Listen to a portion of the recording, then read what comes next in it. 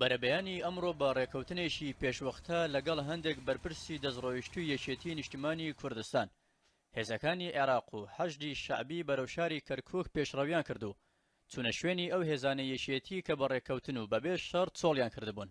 بەپێی ڕاگەیاندراوی فەرماندەیی گشتی هێزی پێشمەرگەی کوردستان، ئەو هێرشە لەلایەن حکوومەتی عێراقی و حەشد و هێزەکانی سەربەهێزی قودسی سوپای پاسداران ئەنجام درراوە وەک تۆڵەسەندنەوەیەک لە خەڵکی کوردستان.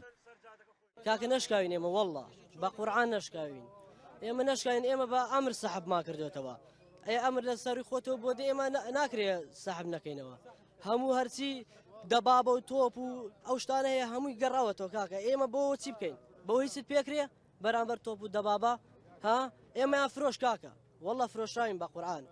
من بەجێ ماو کاکە لەگە ئەو برادرێک لەگە ماکە بەجێ ماو کاکە بەخوا لە ئاخیرا دەرچوینە.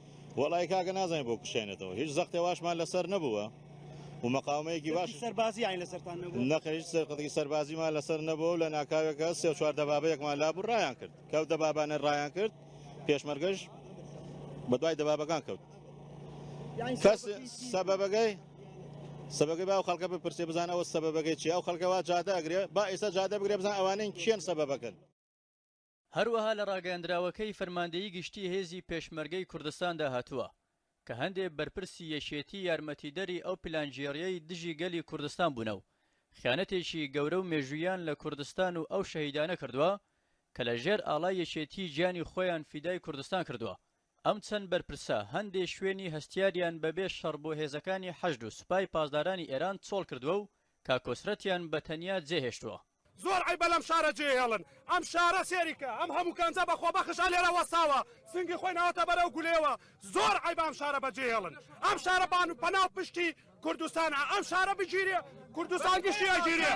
زۆر عیبە ئەو شوێنانە چۆڵکەیە کە شوێنی لیوا شێرکۆ و حوسێن مەنسوورە. ئەگەر بڵێم هەزار هاوڵ تێمانی گرتووە بە خەڵشمانە ناتوە.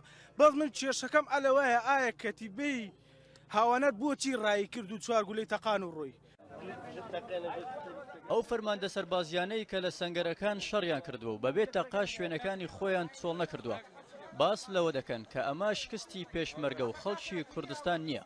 گوتەبێژی فەرماندەیی ئۆپەراسیۆنە هاوبەشەکانی عێراق ئەوەی پژڕاز کردەوە کە هێزەکانی پێشمەرگە بەبێ شەڕ کشاونەتەوە و ڕایگەیان هیچ پێکدادانێک لە نێوان هێزەکانی عێراق و پێشمەرگە لە کەرکووک ڕووی نەداوە و کارەکە بە هەماهەنگی بووە.